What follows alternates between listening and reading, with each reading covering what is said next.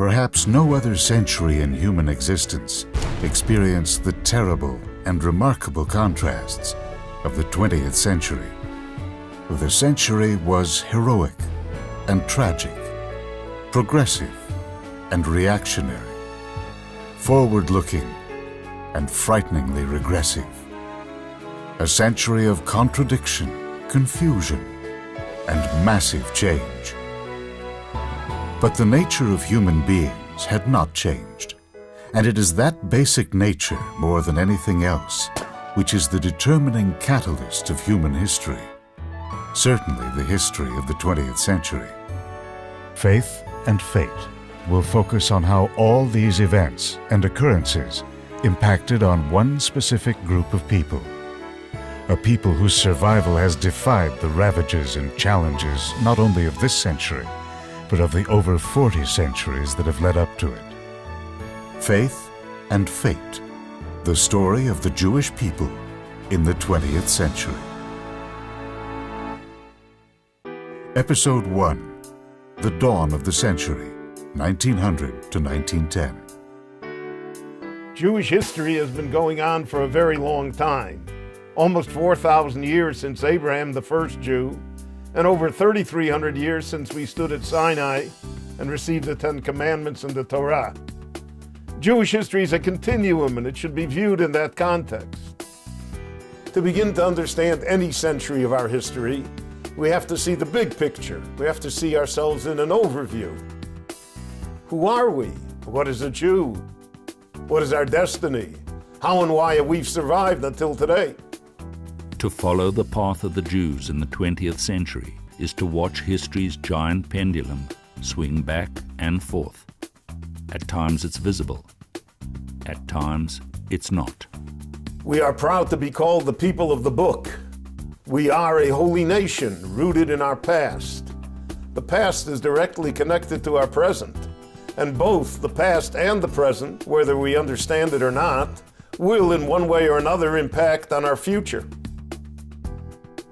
At the beginning of the century, exactly as the predictions of the exile in the Torah and the prophets foretold, Jews were living in nearly every part of the world, a nation scattered across the earth. At that time, in the early 1900s, there were 10.5 million Jews in the world. Less than 1/4% of the world's population.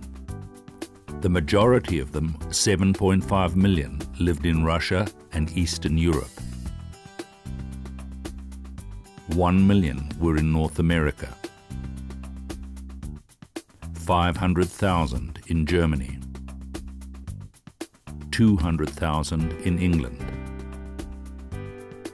500,000 in the Arab countries. 50,000 in Ottoman-controlled Palestine. And 300,000 to 400,000 in the rest of the world.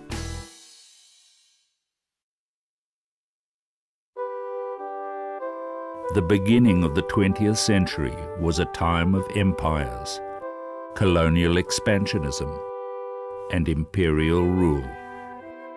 In 1900, Great Britain, with its empire stretching from the Arabian Peninsula to India, to Australia and Africa, was the dominant imperial power. Seeking to expand her colonies, Britain was embroiled in the Boer War, determined to take control of South Africa and its vast gold and diamond deposits. Germany, not satisfied with its smaller colonial empire in Africa, the Pacific Islands, and China, had expansionist ambitions to rival Great Britain. The once almighty Turkish Ottoman Empire, which had been in existence for nearly 600 years, was starting to crumble. The Ottomans struggled to maintain their hold over their Near and Middle East territories against increasing British and European imperial aggression. Across the Atlantic, America, intent on its own post-Civil War growth, concentrated on building its power from within, in direct contrast to Europe's imperialist, expansionist ambitions. Engraved on the Statue of Liberty, the words of Emma Lazarus echoed the philosophy of America. Not like the brazen giant with conquering limbs astride from land to land. Here, at our sea-washed sunset gates, shall stand a mighty woman with a torch. Mother Exile, keep your ancient lands, your storied pomp. Give me your tired, your poor, your huddled masses yearning to be free. Send these, the homeless, tempest-tossed, to me. This was in stark contrast to Imperial Russia, where the majority of world Jewry lived.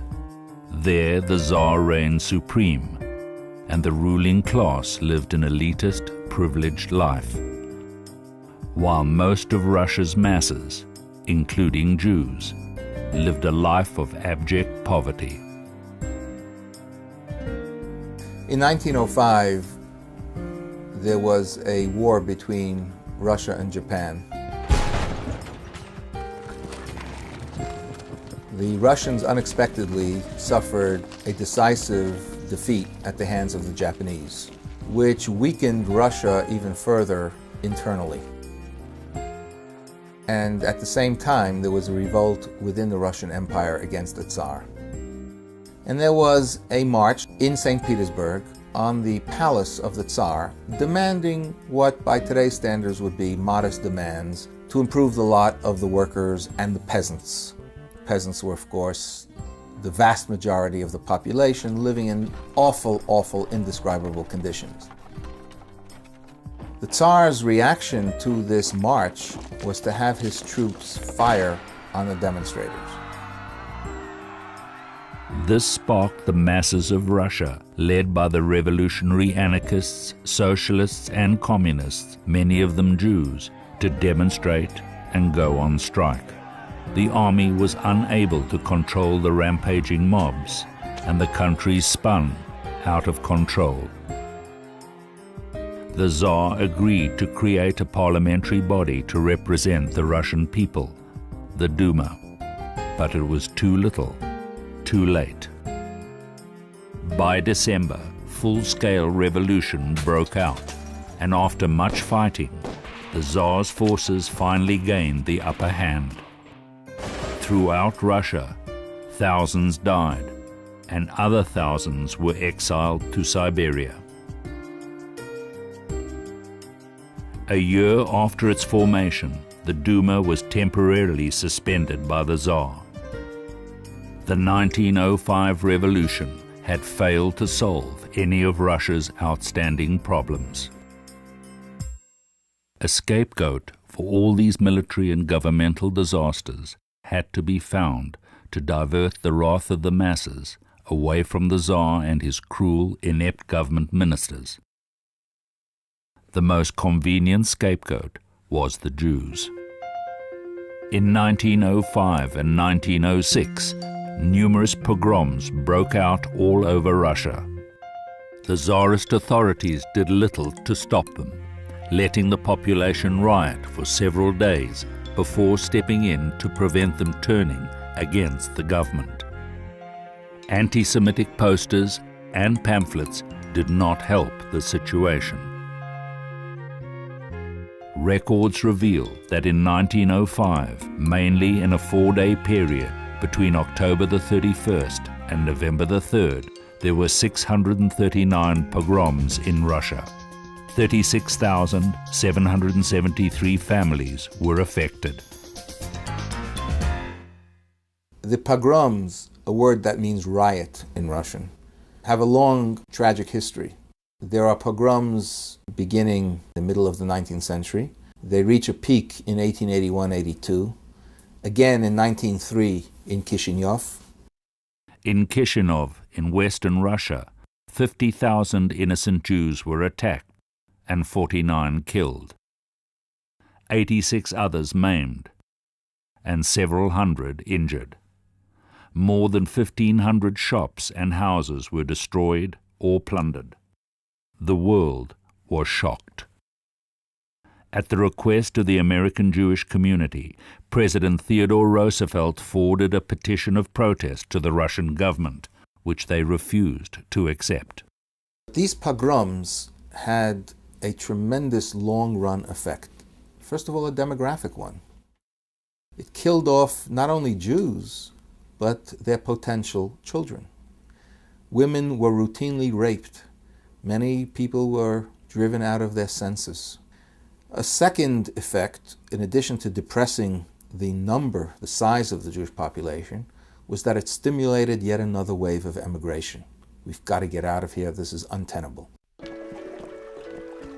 From 1881 to 1912, 1.89 million Jews left the Russian Empire.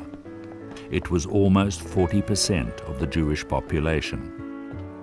The vast majority came to the United States. 2% went to Canada, and about 2.5% went to Palestine. Others went to Western Europe and South America, mainly Argentina. It was the largest migration of Jews in history. Today, 80% of the American Jewish population originally comes from the Russian Empire and its successor state, the Soviet Union. There were also other waves of Jewish migration.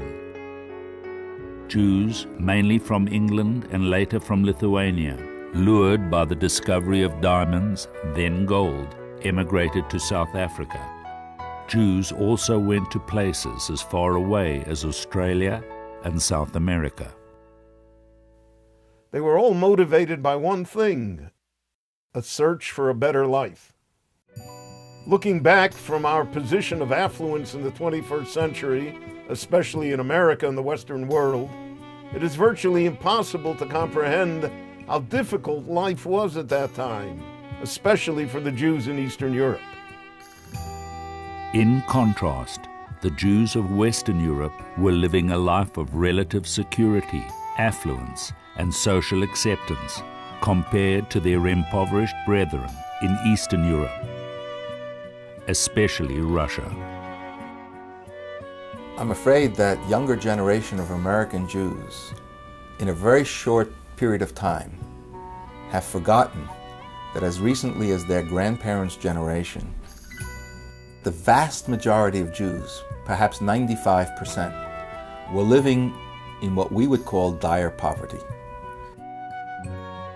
It was not uncommon for there to be one pair of shoes at most in a Jewish family. And children would take turns wearing those shoes when they had to go out in the mud and in the frost in the Russian winter. Certainly, one had only one garment for Shabbat and one garment for the weekday. The fundamental economic problem of Jews was that they could not, by law, own land. So Jews were deprived of the main means of earning a livelihood, namely farming. This was compounded by terrible political repression, which limited the Jews' access to higher education. So Jews became craftsmen, shoemakers, cobblers, tinsmiths, brushmakers. In Eastern Europe, you had 40% Jewish unemployment, 40%. You had 20% infant mortality. 1 out of 5 Jewish children did not live to the age of 5. You had grinding poverty, you had pogroms, you had persecution, you had bigotry. So why remain Jewish, right? So along come the Marxists who say we're going to solve all of this. Or along come the Zionists who say we're all going to get out of here. Or along comes anybody who says we have great ideas, the anarchists, whatever. These are all utopian ideas, and the Jewish people are by nature a utopian people. Whichever way the Jews turned to solve their problems, they still faced grassroots anti-Semitism, made worse by the attitude of the Russian Orthodox Church. The The Tsar was against the Jews for religious reasons, and the tradition of Russia was that it was Holy Mother Russia. It was the Russian Orthodox Church. The Tsars saw themselves as the protectors of the church. And the Jews were infidels. You're talking about an autocratic, dictatorial rule that had no room for the other. The miracle is how Jews survived under the Tsar as long as they did and as well as they did. Because from the beginning, the Romanovs were their sworn enemies. If you take the church, the Tsarist government, the horrible economy of the most backward state in Europe, these create conditions of almost unbearable tension and suffering to which Jews react by desperately looking for solutions. Some decided to leave for America. That meant giving up on Europe. Some decided to leave for Palestine. That meant giving up on Galut, even the attractive Galut of North America or South America. And some decided to go to socialism, which meant giving up on capitalism wherever it might be.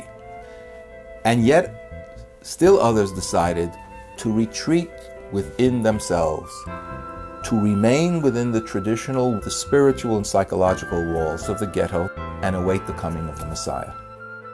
All of them had one thing in common. They were attempts to solve the Jewish problem. For an increasing number of Jews, the answer was change, to reject the old Judaism and its Torah and traditional ways, which had sustained the Jews throughout their long history, and to reinvent themselves, to accommodate new ways of thinking and living. One major response to the Jewish problem was very obvious. Cease to be Jewish. If you're not Jewish, you will no longer suffer as a Jew. So Jews changed their names, changed their noses, changed their religion, changed their spouses, and tried to disappear into the larger society. In some places, such as the United States, they were quite successful. In other places, such as Germany, they failed. One thing made these changes different from all previous generations. For the first time in Jewish history, under the impact and influence of the secular world in which they were living, Jews in increasing numbers voluntarily weakened under the pressure and began to look for non-Jewish ways to solve their problems. It all started when the powerful winds of the Enlightenment, the Haskalah, began to blow.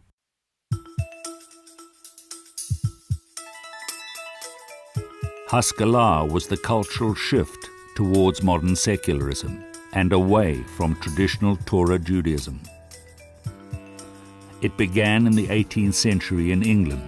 It then spread to France and Germany and culminated in the philosophy of Immanuel Kant. Kant posited that man is autonomous, that even God cannot rule over man's choices, and that man can solve all problems by his own efforts. And in fact, to rely upon God is, so to speak, blasphemous. So mankind can do everything and has all the answers. That was the idea of the Enlightenment. And those ideas came to the Jewish world as well.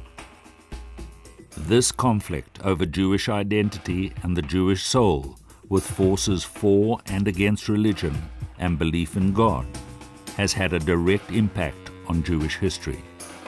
It is a struggle that continues right up to the present day. To obtain a true perspective on Jewish history, we have to understand the answers to these questions. What is a Jew? What does it mean to be Jewish? What is Judaism? These questions and the answers to them lie at the very core and crossroads of Jewish history.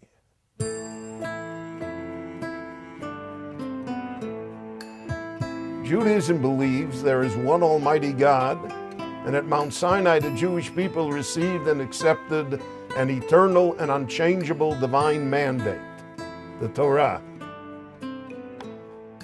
The Torah defines us, who we are as Jews, spells out our purpose, and teaches us how to live our lives according to God's will.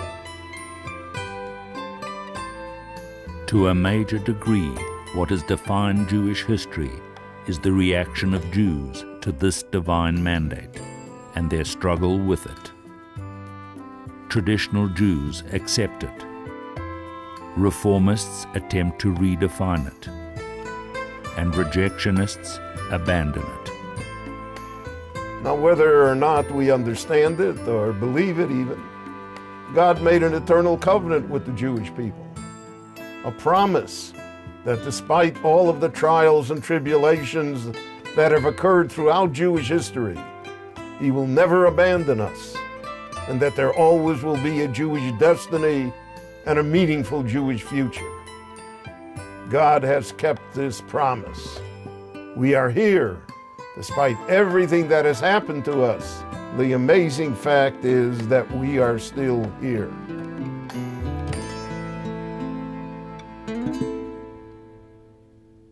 In spite of the severity of living conditions and the inroads of secularism, Judaism and Jewish observance was alive and well in Europe. And the Jewish spirit found inspiration in a variety of places. From the joyful and faith-endowed courts of the Hasidic Rebbes in Poland, Galicia, Hungary, and the Ukraine, to the Torah study halls of the Lithuanian yeshivot and the Jewish giants of the generation. The early part of the century produced some of the greatest figures in Jewish history. Great piety, great scholarship, great innovation. The yeshivot rebuilt themselves, and they built themselves in a different fashion. All of this contributed to a very vibrant Jewish life. And you had holy men like Rabbi Yisrael Meir Kagan, the Chafetz Chaim. You had the great Hasidic Rabbeim, the Svat Emet, the Ger Rebbe, the previous Lubavitcher Rebbe. You had great people that were around and were inspirational. Even within the yeshiva world, there were tensions and changes. One of the biggest developments was the Mussar movement. The Mussar movement was founded in the 1850s by Rabbi Yisrael Salanter. It was an attempt to introduce into Jewish life, in a practical fashion, the great ethical and moral ideas of Judaism so that they would be apparent in human behavior day in and day out. Rabbi Salanter understood well the threat of the Enlightenment, and he encouraged the study of Mussar to strengthen the pillars of Judaism against the increasing onslaught of secularism. There was a great struggle against the Mussar movement, but by the end of the First World War, the struggle had died, and the Mussar movement ruled supreme in the Lithuanian yeshiva world. Everything new in Jewish life causes tensions. Every innovation has opposition. All change is painful, even holy change. Whether it was religious innovation that took place in the yeshivot, Jewish workers fighting for labor reform, or the desire to modernize Judaism in Europe and America, the drive amongst Jews to better themselves and in many cases to create a new Jew, if not even a new Judaism, was widespread. In fact, it was this drive that propelled much of the change in the 20th century. One has to realize that the yeshivot were like the only game in town. The Jews couldn't go to universities. They had no outlet for their intellect. They had no outlet for their scholarship. If you wanted to develop your mind, so to speak, you went to the yeshiva. That's where you got your knowledge. That's where you got your skills. So inside the yeshiva, there were a lot of bright people, but not all of whom were pious. Not all of whom were committed to orthodoxy. but the yeshiva gave them the outlet to develop themselves. And that's why the yeshiva produced socialists and communists and secular Zionists and Marxists, as well as producing great Rosh Yeshiva, rabbis, holy men. The yeshiva was a tremendous intellectual furnace. And out of that furnace came different shapes, different forms. So in Volozhin, for instance, you could produce Bialik, and you could produce Rav Kook, and you could produce Rabbi Zalman Meltzer and other of the great Rosh Yeshiva. And they all came from the same place. Bialik himself called it the intellectual factory of the Jewish people. But amongst all the intellectuals and leaders the Yeshivot produced, not all of them had a positive impact on the future of the Jewish people.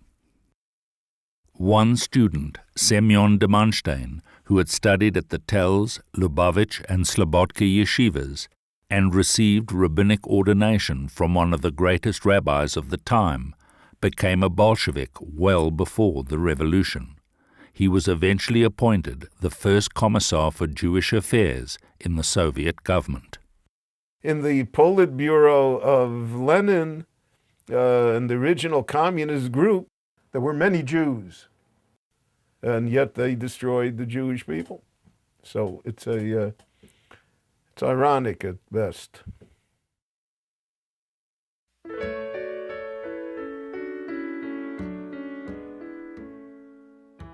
In the late 19th century, Jews suddenly were buffeted by many winds that hitherto had escaped them, namely modernity. What is Jewish identity in the modern age? How does one respond to all this? We can remain Jews, but we can do other things as well. We can go out of the ghetto physically and psychologically and enter the world. Re-enter history. How do you do that? Well, Zionism was one option. Zionism, the longing to return to the land of Israel, had been on the lips of Jews ever since the destruction of the Temple in Jerusalem and the exile of the Jews from their homeland by the Romans in 70 CE. Over 1800 years later, in Vienna, journalist Theodor Herzl, an assimilated Jew, unleashed his Zionist dream of a Jewish settlement in the land of Israel. What Herzl was looking for was Zionism, as he saw it, to solve the problem of the Jews. Anti-Semitism. Appalled at the false accusations of treason leveled against the only Jewish officer in the French General Staff, Alfred Dreyfus, Herzl was motivated to find a solution. He considered several options. Herzl is searching for answers. Just to give you an idea how removed he was from things Jewish, he writes in his diaries, let's look for some solution that'll satisfy us all. Perhaps mass conversion. A major pageant.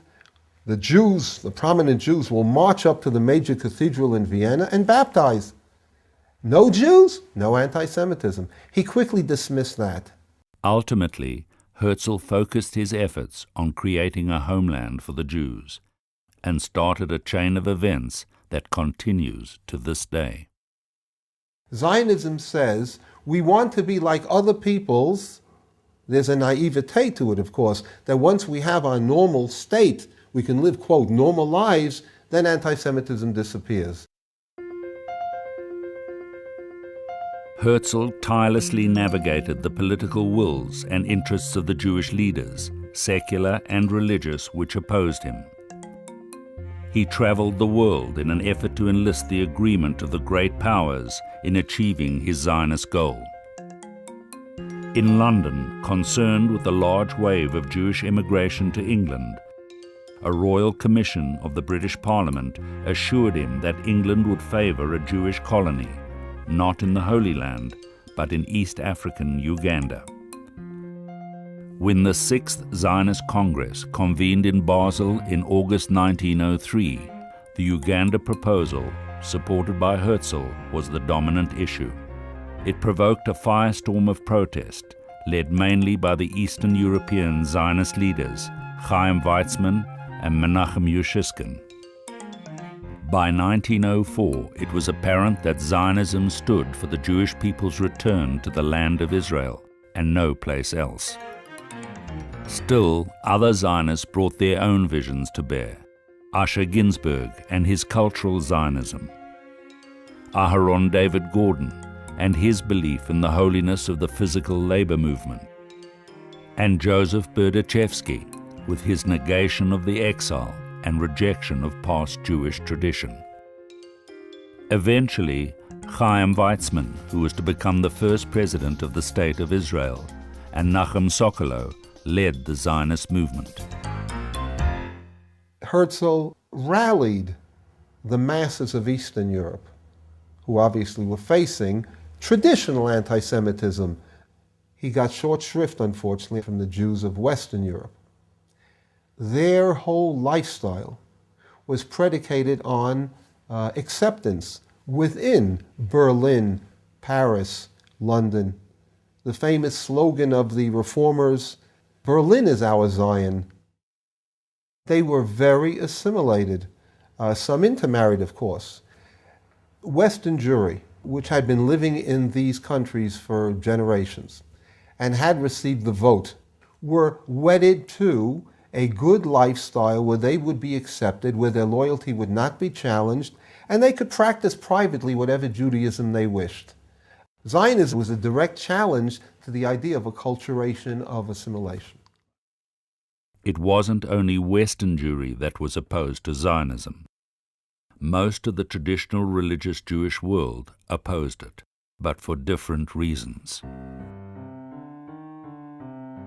Religious opposition to Zionism was based on ideology, on tactics, and on personalities. It was based on ideology, as Zionism claimed to be the alternative to faith, to religion. The tactical objection was that Zionism aligned itself with non-religious, if not even anti-religious forces. It thereby divested itself of all connection to holiness.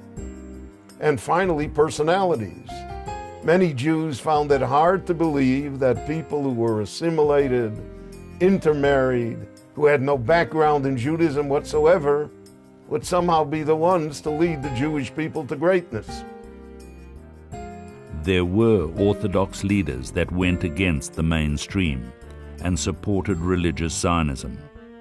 Under Rabbi Yitzchak Yaakov Reines, the rabbi of Lida, Lithuania, they formed the Mizrahi section within the mainly secular Zionist movement.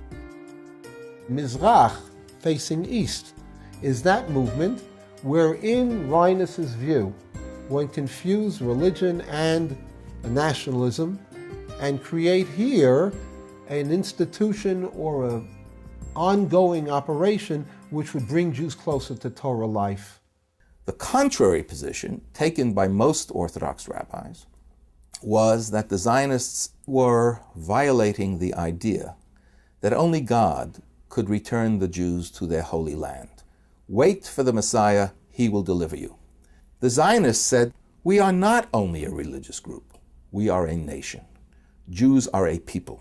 Jews are a nation no less so than the Italians or the Belgians or the French or the English or the Germans. And as such, as a nation, we need a state. Secular Zionism redefined the Jewish people. The new Zionists rejected the Torah as the foundation stone of Jewish existence. Their definition became their slogan. Our people are a nation because of culture, geography, nationalism, and persecution. It was an idea religious Jewry could not accept.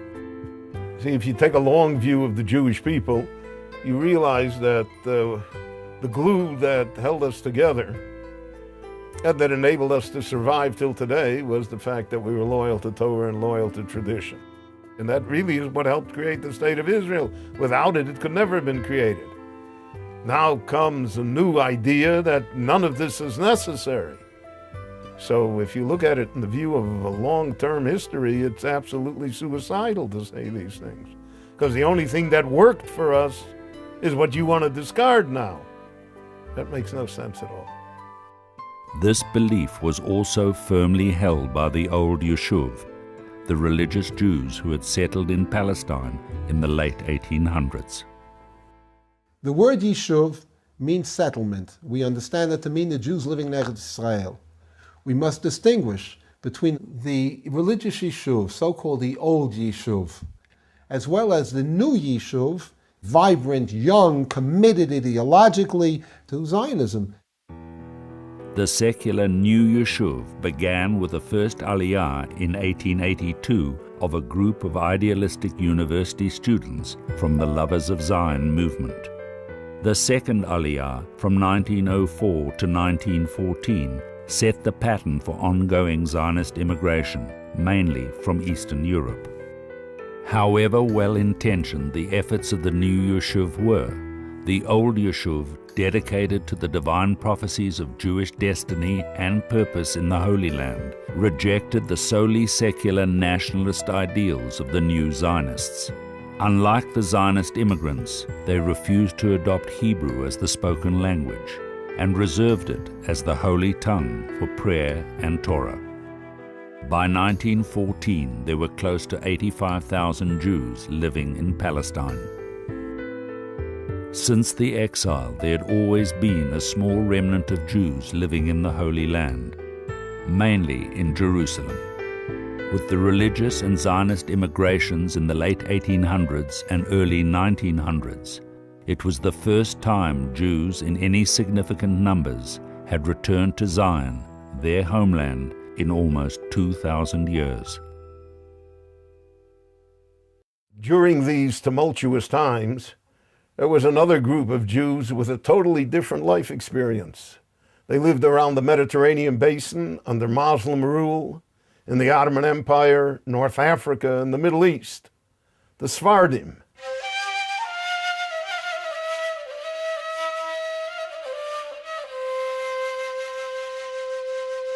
The word Sephardic comes from the Hebrew, actually. The word Sepharad is the Hebrew phrase, the Hebrew word for Spain. Those Jews would be called Sephardim who, after the expulsion from Spain in 1492 and went to Turkey, the Balkan countries, North Africa, who continued to speak Spanish. However, the term has also come to refer in a broader sense to a pan-Sephardic community, namely Jewish communities of the Middle East and North Africa, which follow essentially the same customs, halachic rulings, Jewish law rulings, the same basic liturgy, ritual patterns. And that would include communities such as the Syrian community, Iran, Iraq, other communities in North Africa, even to a certain extent, Yemen, where there's a certain spiritual kinship among all of these Jews who lived primarily under Muslim rule during the last 400 or 500 years. The Sephardim lived in their own communities in relative peace and isolated from their Ashkenazic brethren in Western and Eastern Europe. They developed their own rich cultural heritage with unique languages, foods, music, and dress. It doesn't mean that everyone in the Ottoman Empire loved Jews, not so. It doesn't mean that they didn't have some very strong prejudices against Jews, they had them. But in the Jews' private life, they were so enclosed in their own life, and their own communities, and their own world. Jews did enjoy a certain degree of freedom and happiness. And they were, I wouldn't say oblivious to external threat, but it wasn't a constant presence in their mind. And that made a difference. They had a very optimistic viewpoint on life. They lived in a sunny climate. They sang beautiful songs all the time. Their inner life was in fact very strong and very rich. Although the Sephardim also went through their own challenges, what happened to the Ashkenazic world in Europe never happened to them. They did not go through those forces that challenged tradition. They never went through the Enlightenment or Reform or the Communist Revolution. And because of this, they had a different worldview. There was a different way of dealing with life. And that way of life was, we maintain a traditional framework for our communities. They didn't like groups. They didn't form groups. They did not function with all these isms. They were aware of things, but they looked more to the need for the whole community to maintain one cohesive community. But with the advent of the new century, winds of change began to blow, ushering in new ideas, and with them, new waves of Jewish immigration. Sephardim were influenced by the idea of modernity, opportunity, choice, whereas in the past they were more fatalistic, accepting whatever happened as God's will. By the beginning of the 20th century, there already was a feeling of westernization that you didn't have to accept your fate. You could make your own life. The French influence was on the ascendancy beginning in the late 19th century because they established French-speaking schools throughout the Muslim world. And thousands upon thousands of children in the Sephardic communities were learning French as their first language. They also adapted into French culture. Some of them moved to France. Jews were moving away from the lands of origin to new opportunities. Many thousands went to the United States, while others moved to South America as they could speak Spanish. Others went to Europe, to Africa, and even India and Burma, establishing trading posts and becoming very successful. With the advent of Zionism, thousands moved from Turkey, Syria, Iraq, and Yemen to Palestine. While the Ashkenazic and Sephardic communities were adapting to their new lives in America and elsewhere, back in Europe, the growth of industrialization and the class struggle between workers and owners had a dramatic impact both on the Jews and the existing social order. The old imperial ruling classes were still in power. The Tsar ruled Russia, the Kaiser controlled Germany, and the British Empire still reigned supreme. But for the workers, the issue of the day was the struggle to survive. In the factories themselves, the conditions were miserable, including factories owned by Jews. Some of the suffering Jewish workers, their fury unleashed, became the future leaders of the labor unions, both in Eastern Europe and later in the United States. The socialists believed that the fundamental problem of the world was the exploitation of the working class by the capitalists, the owners, and that it was class divisions, not ethnic, religious, racial divisions, that were at the core of the human condition. Once the class issue would be resolved, and once the people who produced goods that had worth would own the means of production, all of these problems, not only economic and political, but also racial, ethnic, and religious, would be solved. The fiery spirit of the Jewish workers coalesced into a formal socialist Jewish labor movement in Europe, which took the form of local organizations called workmen's circles. Eventually they merged and became a major labor union called the General Jewish Workers' Union, or the Bund, as it was commonly referred to. It fought for a shorter working day, for higher wages, for non-exploitation by the bosses, for equality between men and women, for friendship between Jews and non-Jews. And that was a very attractive point, because if everyone was socialist and everyone believed that everyone was equal, anti-Semitism would disappear. The Polish worker would no longer hate the Jewish worker, he would only hate the Polish boss. Initially, the Bund was not anti-religious, but it became an ideological movement that embraced Jewish culture and scorned religion and ritual. The Bund held its banquets and festivities on Yom Kippur. It organized the popular school system and used Yiddish as its language, and promoted a militant secular and socialist mandate. It opposed the use of the Hebrew language and was anti-Zionist. Here again, a Jewish group tried to author another version of the new Jew. It believed that the Zionists had two problems, which were unforgivable. One, the Zionists would unite all of the Jews irrespective of class. And the Zionists thought that all Jews were part of a single nation. But how can you put a Jewish merchant together with a Jewish worker? We need, as socialists, class struggle, not an artificial unification of the people. The second mistake of the Zionists, from the Bundist point of view, was that they were trying to devise an absolutely unrealistic scheme.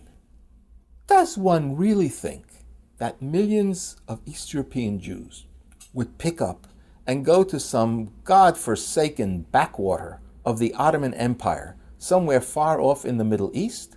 That's absurd. So on these two grounds, the Bund was anti-Zionist. The Bund was originally attached to the Social Democratic Party in Russia, but due to its commitment to Yiddish and Jewish culture, the Russian socialists eventually attacked them. When the Bund tried to relegate Jewish tradition to memory, it was the Bundists that became history.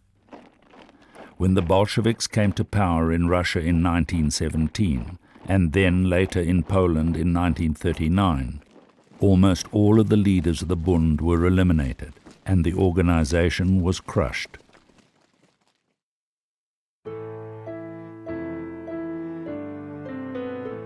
Perhaps the hundreds of thousands of Jewish immigrants thought that by leaving Europe they would leave behind the poverty, anti-Semitism, and ideological winds of change when they came en masse to the United States in the 1900s. But, in a sense, other than the material opportunity to succeed and escape poverty, they replaced one set of challenges to their Jewish identity with another.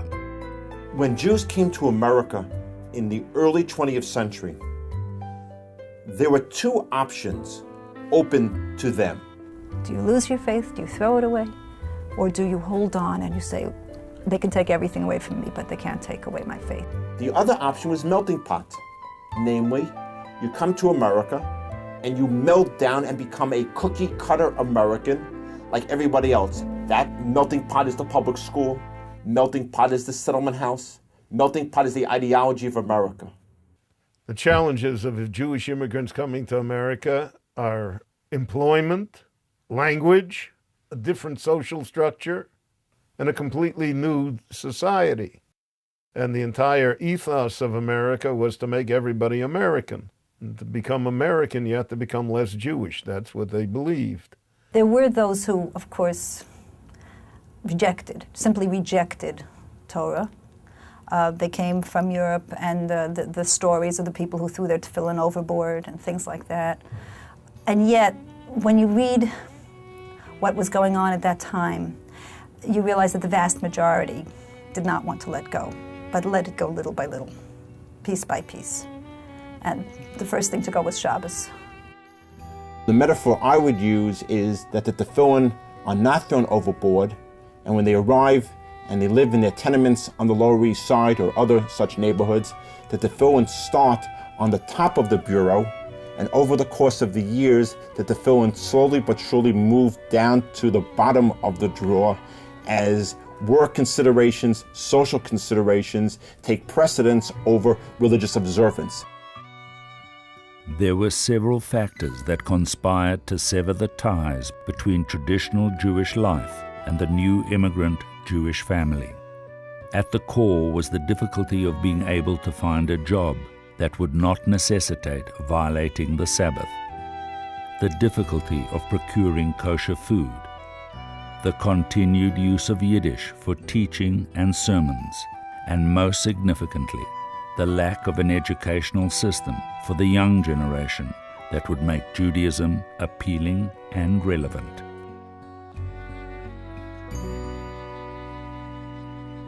The overwhelming majority of immigrants send their youngsters to American public schools because they want to see their youngsters acculturated to this country.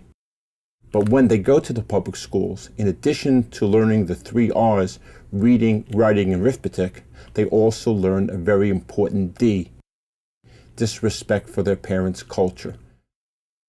At that time, to be an immigrant was a terribly shameful thing to be, and so they associated the religion of their parents with an immigrant generation. They were ashamed of them. Many simply ashamed of them because the parents dressed differently, spoke differently, ate different foods. One answer to the problem was to try and balance the best of both worlds, to become American and to retain one's Jewish identity. As early as the first few years of the 20th century, there's a movement on the Lower East Side to create American synagogues for the children of East European Jews. The earliest incarnation of this phenomenon was an organization called the Jewish Endeavor Society. And what they endeavored to do was to maintain the core of the Orthodox service and build in a variety of American activities. In other words, take some of the teachings of the public schools, take some of the teachings of the settlement houses, and Judaize them within a religious context. So therefore, you'd have some of the prayers recited in English as well as in Hebrew. You would have the Malava Malka, Motzai Shabbos, would be transformed into a synagogue social, with the idea being that they come to play and they stay to pray. Now, all these efforts represents the beginnings of what we would call modern Orthodoxy or American Orthodoxy. Although many Jews go off and assimilate, maintaining the core of the Orthodox service and building around it an American type of activity is something which will resonate throughout the 20th century. However, the American immigration experience was not limited only to European Jews. Sephardic Jews were also coming to America in search of new opportunities. They not only found a very different culture, but they met a very different group of Jews, the Ashkenazim.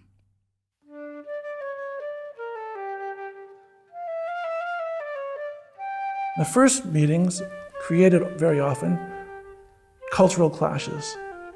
These were people, brothers and sisters basically, who had been separated from each other for centuries and centuries, who recognized they were the same people, who recognized they believed in the same God and the same Torah and the same religion, etc., but whose mannerisms and way of speaking were radically different. The Ashkenazim spoke Yiddish. The Sephardim were speaking Ladino or Judeo-Spanish or Arabic or other languages from other lands. The Ashkenazim asked, "What are your name?" Last name, Romi, Al-Khadef, Polikar. They didn't recognize these as Jewish names. Have you ever heard of gefilte fish? What's gefilte fish? They ate different foods, they had different style, different language, different everything. Ashkenazic ears weren't used to Sephardic pronunciation. But in those days, when they heard the Sephardim reading Hebrew, they thought it was Arabic. So even though, in fact, there was one religion and one people, there are enough little nuances that create tensions and differences among the people.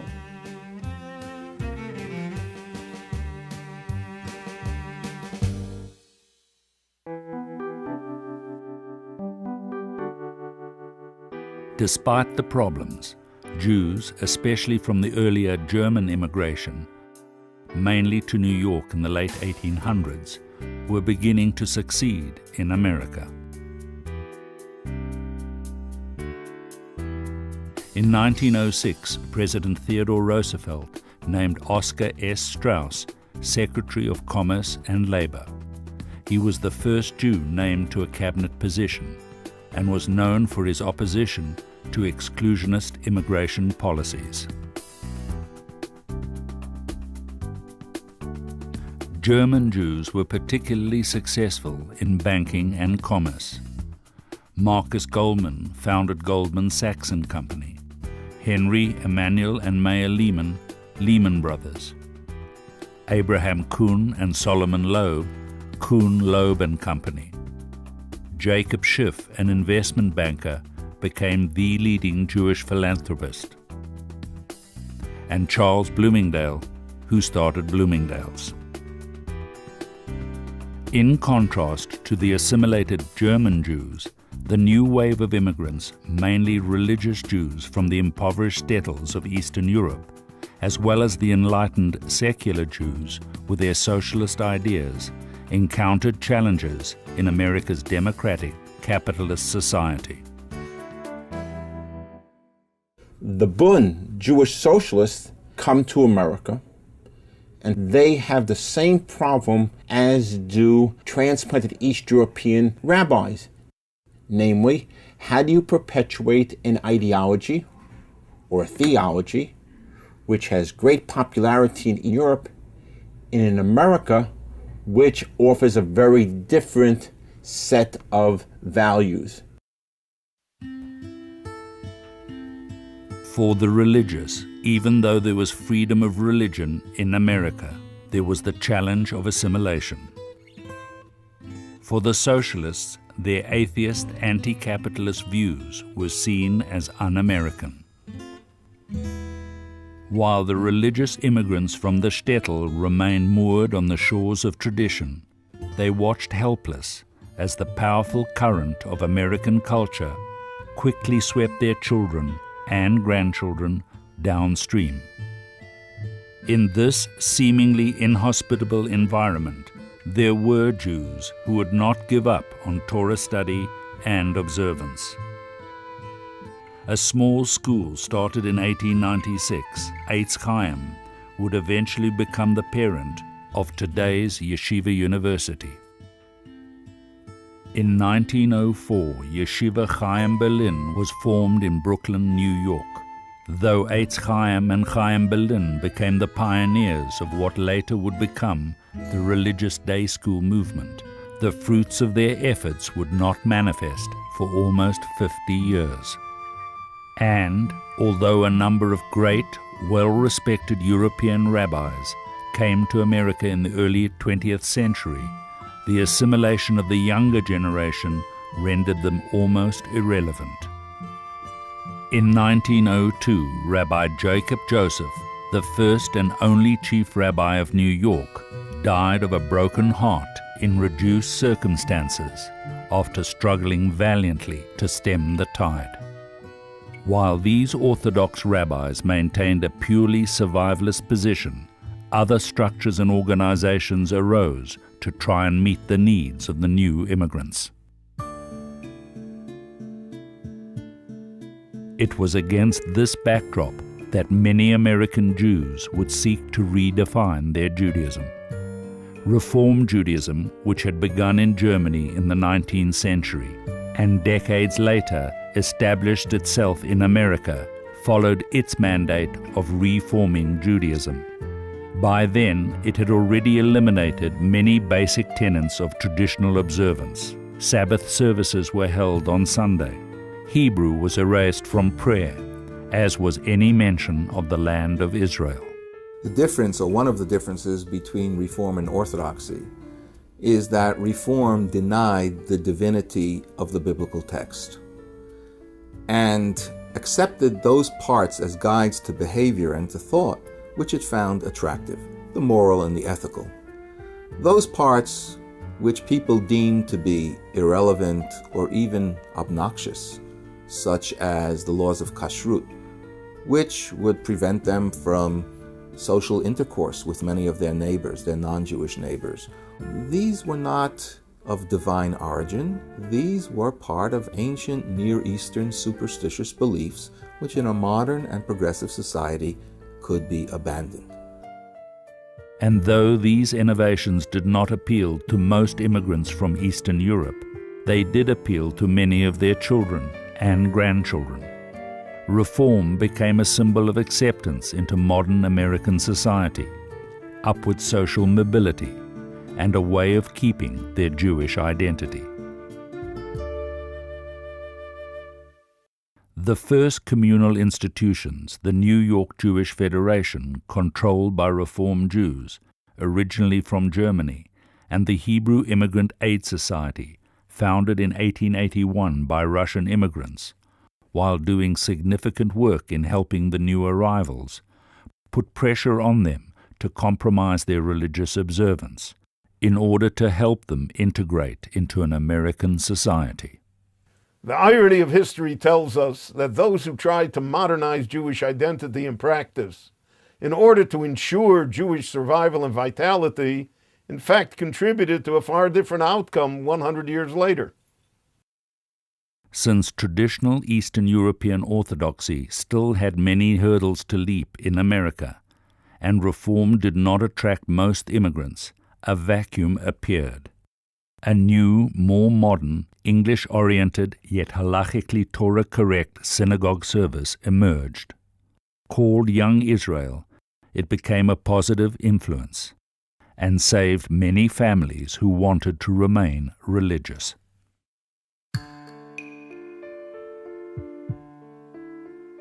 Still, another institution was founded, originally by Orthodox rabbis in 1886. The Jewish Theological Seminary was dedicated to training English-speaking rabbis and teachers. When it was on the verge of collapse, it was rescued by the noted philanthropist Jacob Schiff, and then transformed under the leadership of Dr. Solomon Schechter. A familiar theme reappeared as Dr. Schechter proposed his new definition of Judaism. It is not the mere revealed Bible that is of first importance to the Jew, but the Bible as it repeats itself in history. In other words, the interpretation of the Bible as influenced by changing historical times. This meant the center of authority was removed from the Torah and placed in the collective conscience of what Dr. Schechter called Catholic Israel, meaning a consensus of the whole of the community of Israel, as embodied in the Universal Synagogue movement, which he started. This initiative became Conservative Judaism. At the beginning, Conservative and Orthodox Judaism did not radically differ. However, soon the seminary produced rabbis that permitted their modern American congregants mixed seating and a relaxation of certain religious laws. By the end of the first decade of the 20th century, it was clear that Conservative Judaism was becoming yet another force, convinced that the only way to conserve Judaism was to bend it to the will of American life and customs, and not the other way around. However, these religious movements were an outgrowth of the European Ashkenazic experience. A profound difference between the Ashkenazim and the Sephardim was that the Sephardim in the main never doubted or changed their Jewish tradition or their devotion to Torah or allegiance to God. We didn't know about Reform or Conservative or Orthodox until we came to the United States. All the synagogues were Orthodox. They were all traditional synagogues. The people who came to the synagogue, some would be more observant orthodoxly, some would be less observant orthodoxly, but together they did not believe in establishing different synagogues or different movements. And to this day, I don't think there's one Sephardic synagogue that's officially a member of a Reformer Conservative movement. 1900 to 1910 was a decade of mass Jewish immigration to new lands of hope and opportunity. A decade that witnessed the evolution of new social, economic, and political ideologies, and the drive to create a new Jewish state in Palestine. Once again, as throughout their history, Jews were facing radical, new challenges, while around them, the imperial race was escalating. The empires of the old order were expanding their ambitions. Alliances were being made between the major continental powers who were beginning to face off. All the empires of Europe increased their stocks of arms and modernized their weapons of war. The situation was deteriorating. All this would eventually impact on the unfolding story of the Jewish people.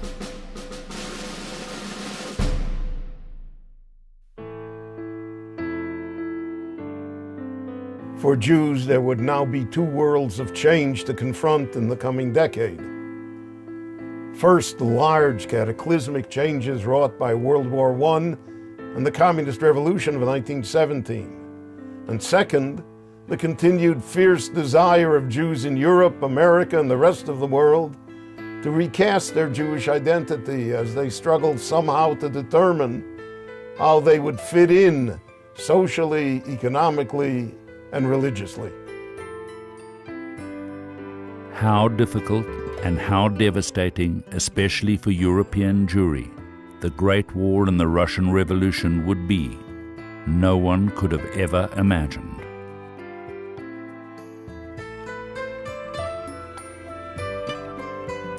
For more on Jewish history, go to jewishhistory.org.